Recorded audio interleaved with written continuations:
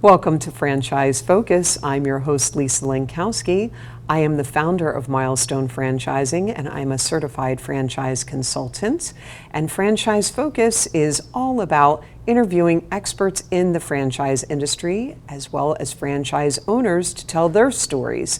And today, my guest is David Wollman, who is the president and founder, owner of Touching Hearts at Home of Bucks County. And welcome, Dave. Thank you. Pleasure to be here.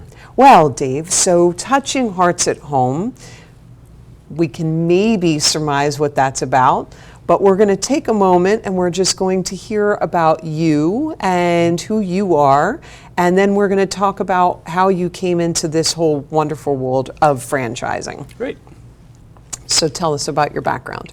Well, I actually spent many years in the consumer goods industry, manufacturing and importing women's footwear, totally unconnected to this business. And after many years of being an executive in that business, I started to kind of want to do something a little bit more personally meaningful to people's lives.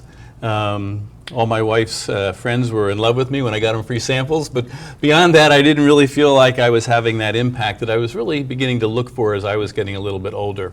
And as luck would have it, one of the companies I was running was being purchased, and the purchasing company's management team was going to be taking over everything. And I thought, you know what, maybe it's time to scratch this itch a little bit. I always wanted to own my own business.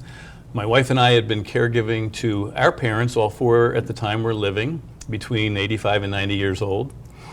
So I kind of had a pretty good personal insight into what aging in place looked like.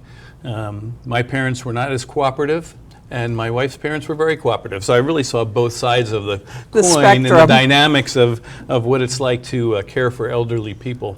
And so I decided to look into this kind of a business and realize that even though my background would allow me to run any kind of business, really, from a management perspective, I knew what I didn't know.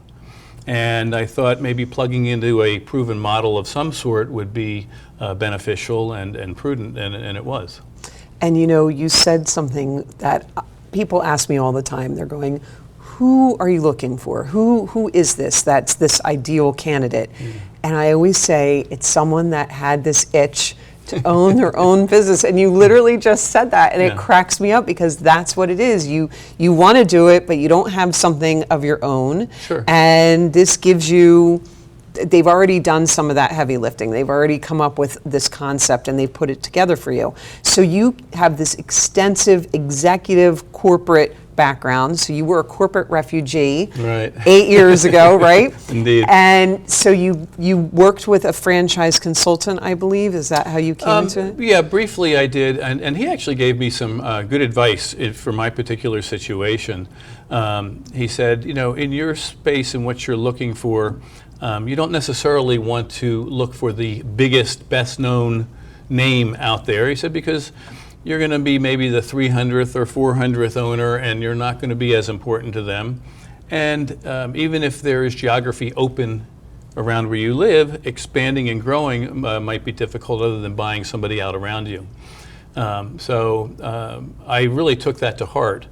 And he said, you know, if you could find somebody that's been in business at least 5 years, they've worked their bugs out, that might be a good opportunity for you. And I really found that in Touching Hearts. I mean, I was I think around the 33rd owner in the country. Right. And as such, I knew I was important to them. And it was also very important to me to find a group of people that kind of had the same value structure that I had. I wanted to make sure that I would be able to conduct my business in a manner that wasn't going to compromise my beliefs that I had developed over the years in my experience. And again, Touching Hearts just really fit the bill. That's terrific. And that advice that you were given, it is so incredibly important. And, you know, I always say there used to be at one point one McDonald's. Right.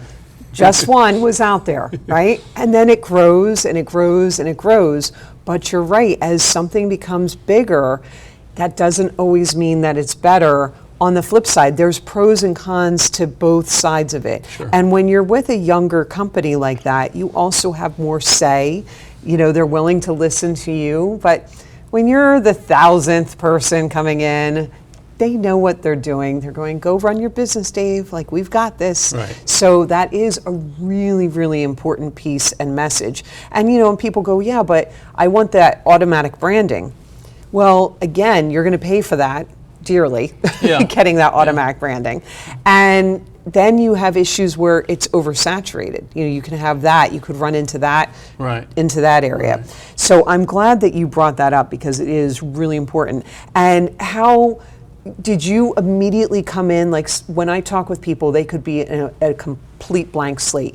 Did you come into it saying, I want to look at the senior care space automatically, and that's where you looked at, or did you look at other industries? I really, because of the experience with our parents, I just sort of felt like that personal insight into the, I'm going to call it the trials and tribulations and the stress of you know, how do you care for your parents, or how do you get them to care for themselves at a time of their life when their health and safety is really kind of at risk without some additional assistance.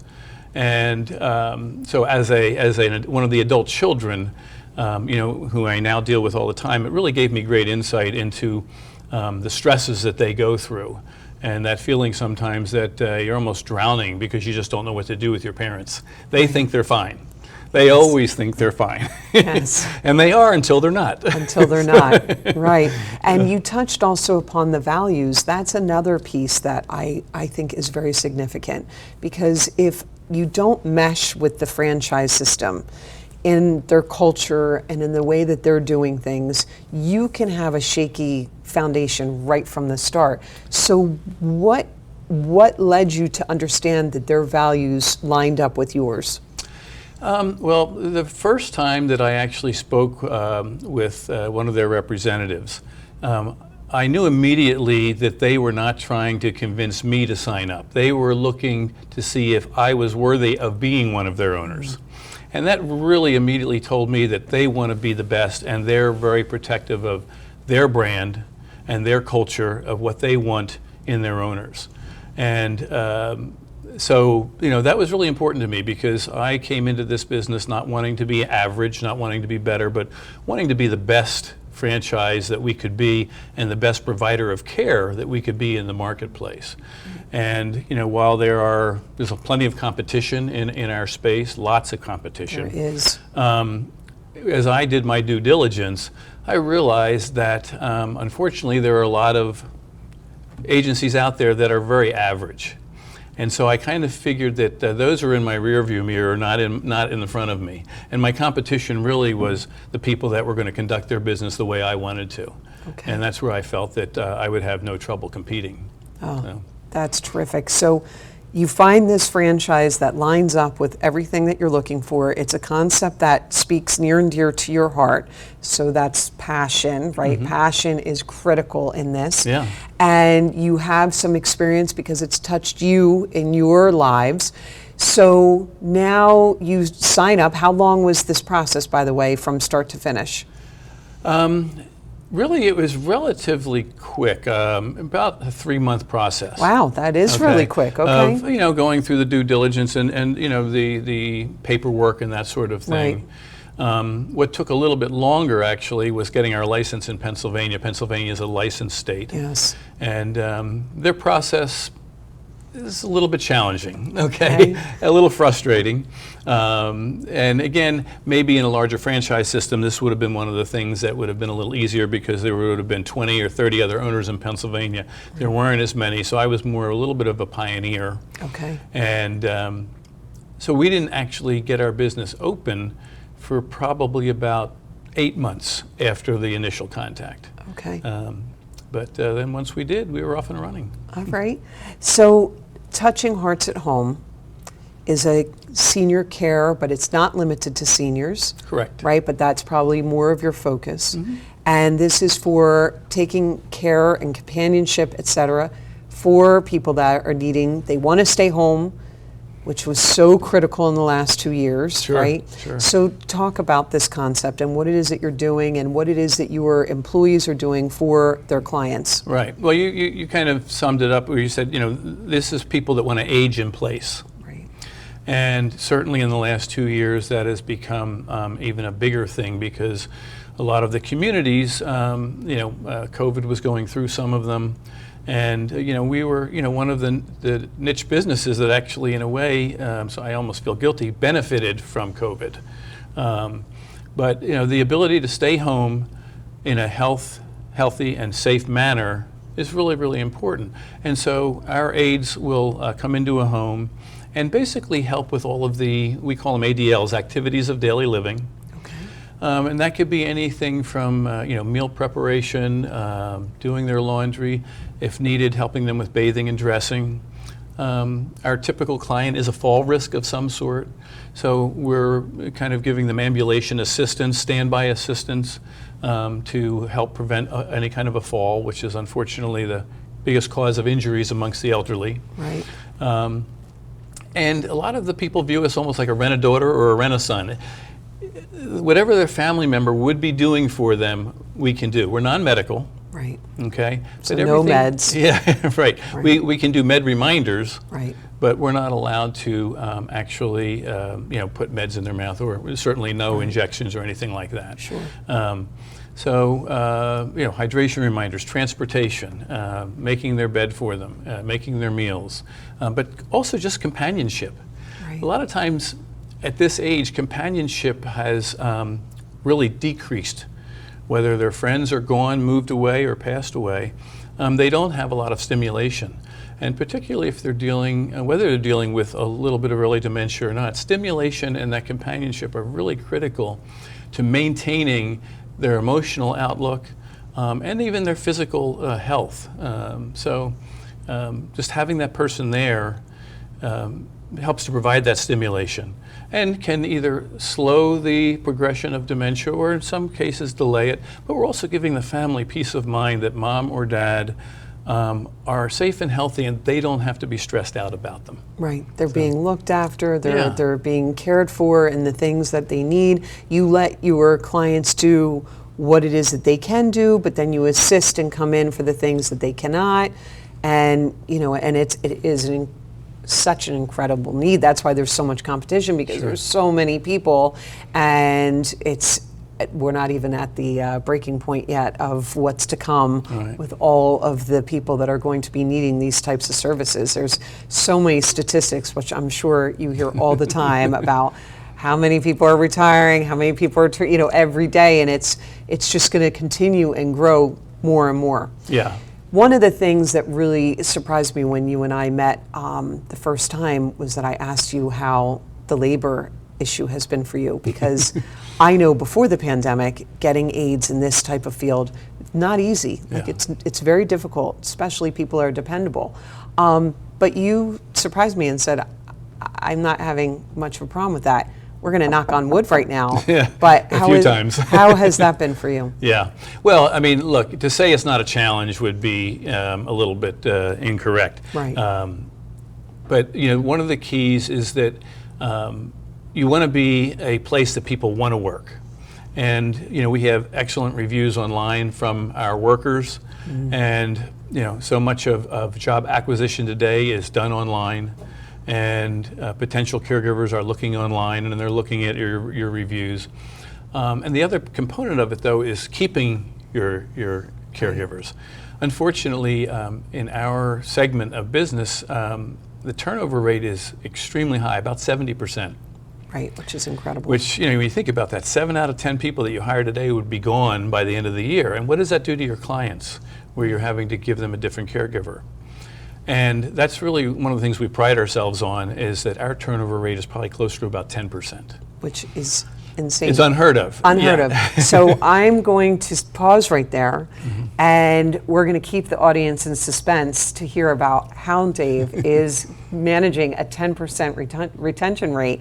And we're going to hear a quick word from our sponsors.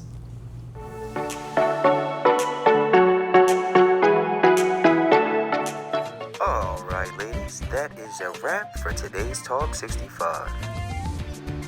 Now that we're done filming, we wanted to talk to you directly. Do you have any questions about maybe some of the topics you've seen on one of our shows? Or are you new to Medicare or just need help understanding your options for Medigap, Medicare Advantage, or prescription drug coverage? Annette, Patricia, and myself are licensed health insurance brokers that specialize in everything Medicare. So give us a call. We're here to help. Cheesy grooves. Flavor, flavor, flavor! Crunch! Cheesy grooves. So much flavor, it's a mind crunch.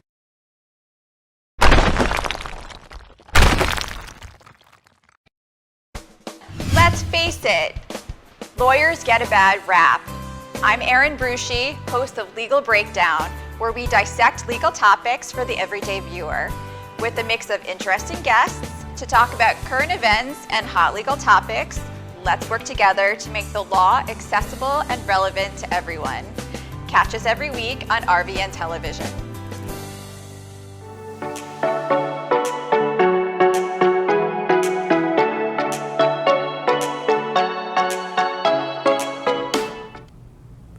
Welcome back to Franchise Focus, and I'm your host, Lisa Lankowski, and I have Dave Wollman sitting with me, who is the president and owner of Touching Hearts at Home of Bucks County. And right before the break, David, we were talking about your staggering retention rates of not having ridiculous turnover. You have a 90% retention rate with your aides, and your employees are working for you. Please tell us and share with us your secret. Well, I wish it were some sort of a magic bullet, but it's really almost a common sense thing in just treating people the right way. I talk to a lot of owners that feel like there's no point in treating their help really well because they feel like they're going to quit anyway. And it almost becomes a self-fulfilling prophecy. But just really treating people the way I would want to be treated, the way you would want to be treated. Caring about our caregivers as much as we care about our clients, because they're our lifeblood. They represent the company. They are on the front line. They are the face of our company. And letting them know how much they are appreciated on an almost daily basis goes so far. It's not just throwing money at them or more money. Of course, we have to be competitive in the marketplace, but way more important than that is really showing them that you care and that you appreciate what they're doing and that you understand how difficult their job is, because caregiving is not easy. Yeah. It's very tiring, it can be very stressful, and they're providing such a wonderfully valuable service to families. And sometimes they need to be reminded of that, and how much you appreciate them and how much the families appreciate them. And really listening to their needs. Not scheduling them when they don't want to be scheduled, not putting them in a situation that they're not qualified to be in, that their skill set doesn't quite match up, letting them know, what their client is all about before they get there, and discussing that with them so they really understand the environment they're going to be working in, and supporting them. I hate to say it sometimes, but I've been on the side of the road at 11:30 at night changing a caregiver's tire. Because I care and I treat them like a family member. You would do that for a family member. And so I'm going to do that for them. And it's the way, it filters all the way down through our staff. Our whole staff has that same appreciation for our caregivers that I have. And they know how valuable they are, and they love working for us because they said it's just such a different feeling being here. And it's not rocket science. It doesn't take that much. You think it's not. However, there are so few that really instill this. And by the way, you're in an empathetic industry. Yes. So this empathy should be from the top down all the way throughout, in and out of everything that you're doing. Right. And so you say it's not rocket science, and yet so many people don't get this. And to your point that you said, owners are like, well, why am I going to bother? Well, sorry, because you need these people and you have to have them. And if you don't have them, you don't have clients. Yeah. And without clients, you don't have a business. Exactly. So it's a chain reaction, and good for you that you have understood this and figured this out, because you did come from corporate America, which is the opposite of empathy all too often. And yet you still figured it out. So I think it also says a lot about who you are as a human being. Well, it's very kind of you. No, but I mean, seriously, you know, that's really important. So that is really excellent. And I hope that someone is listening to this and they're going, oh, that's how I can try to help keep my labor in whatever industry that you're in. Yeah. Kindness, be kind, be Yeah. really kind and mean it, and care for your staff and for your clients and everyone, and it all just kind of helps you out there. Yeah. All right, so we talked about the best advice that you received, which was not signing up with the biggest company that was out there. I want to flip for a moment and talk about what's been your biggest regret in all of this. You know, this 8-year journey of being a business owner. What's the biggest regret that you had? Well, it sounds kind of trite, but it's really that I didn't start this sooner. This has been so satisfying, and I love what I do. Not that I didn't like what I was doing before, but I love this. I mean, this is just who I am right now. And just every day getting up and knowing I'm going to help families, help people, help adult children to take stress out of their lives, help caregivers be employed. It's a wonderful feeling, and I can't imagine ever replacing it in a better way. No. And you know, I give an assessment to my candidates. It's called a Zoracle assessment, and I know immediately you're a societal because you need to give impact on whatever it is that you're doing. And you may not have felt that the whole time that you were in corporate America, but something may have changed gradually and you started feeling this more and more. Right. And so you've been matched with this really great, perfect arena for you that's been able to tap into that. Yeah. And so hearing that that's your biggest regret, it's just wonderful, like especially with everything that we've been through all of this time. And that's still where you're saying, you know, that's where you would be. So good for you. Although if you'd been a little bit earlier, you would have been right at the recession, right? Like you would have been hitting right. Yeah, right our business is kind of recession-proof. It is recession-proof because people need it no matter what. It's needs-based. Yeah, Okay. but that empathy you talk about is so important, and knowing what your why is, whether it's franchising or just any kind of business you're in, or just any work you're doing. If you really know what your why is and it's being fulfilled, that's awesome. Right. Yeah. And then it's a great, you know, it doesn't matter. Like Right. you're just going, okay, I'm doing it. This is what I'm doing things for. So that's good. Often I talk to my candidates about the fact that when you're owning a franchise, unlike in corporate America, you have your role. And if you're unable to be there for whatever reason, you need to take a leave of absence, or you know you get pulled on another project, someone else steps in. You know, you've got colleagues that step, or you've got your staff that are helping you. In the franchising world, it's a little different. It's a little alone, especially in the beginning. So the first 2 to 3 years, talk to us about what your many hats were as a business owner. Yeah, and it's a little different for everybody. I mean, some people start with thinking that I'm going to support, you know, financially, I'm going to have 3 people in my office. I was in a little different position, and maybe a more common position, where I am everything.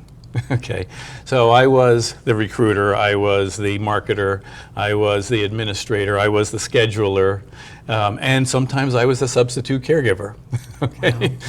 So yeah, those first few years were stressful. I mean, thank goodness I really enjoyed it and loved it, because it is a little stressful. I mean, you know, you're going and you're chasing your tail a little bit, and you know, you're available almost 24/7. And your wife is wondering, when is this going to change? You're away for the weekend and the phone is ringing and you're having to manage things from the phone. But it's worth it. I mean, it's worth it. And you really need to have that commitment when you start out, to know that this is a possibility, that you're going to be wearing a lot of hats and you're going to be stretched a little bit thin. But as you grow and you can, you know, first I brought on a scheduler, and that really changed my life. Okay? Right. And then I brought on a recruiter, and then I brought on a trainer actually next. So now, you know, I do a little bit more just administrative and networking for the business, but my life has reached nice equilibrium. When I'm away, the phone doesn't ring as much. My scheduler is awesome. She knows that when I'm away, I need that time to just sort of decompress a little bit. So Yeah, and so the pedal is not all the way down. You're able to now breathe now and enjoy the other side, which so often people talk about, but they go, how long does it take to get there? And, Right. and what's it, and is it going to kill me first? So I'm going to back up just one moment and just ask you, so at this point of your 8-year business, how many employees do you have? we have about 50 caregivers. And, 50 caregivers. And 4 office personnel. Wow, 50 caregivers. All right. And you mentioned briefly about your wife, which is another important topic that I talk to my candidates about, is having that support of your significant other. Yeah. You know, even if they're not working in it, and I think she was initially supposed to work in it, but then life happened and she didn't. How has that been for the two of you? You know, I know it's very stressful because she's sitting there going, I see you less now than I did when you were in your corporate job. Right, yeah. I think it is important to have those conversations before you start a business. And that, hey, you know, we're going to make some sacrifices, and this is an investment in our future that is going to be worthwhile. And you know, that support, especially if you're wearing all these hats, you're running all over the place, you're stretched a little thin on a personal level, it's really important to have that support at home. And you know, as you mentioned, she originally was going to help with the business, but she ended up caregiving to her parents, actually, which, you know, basically became a semi-full-time job.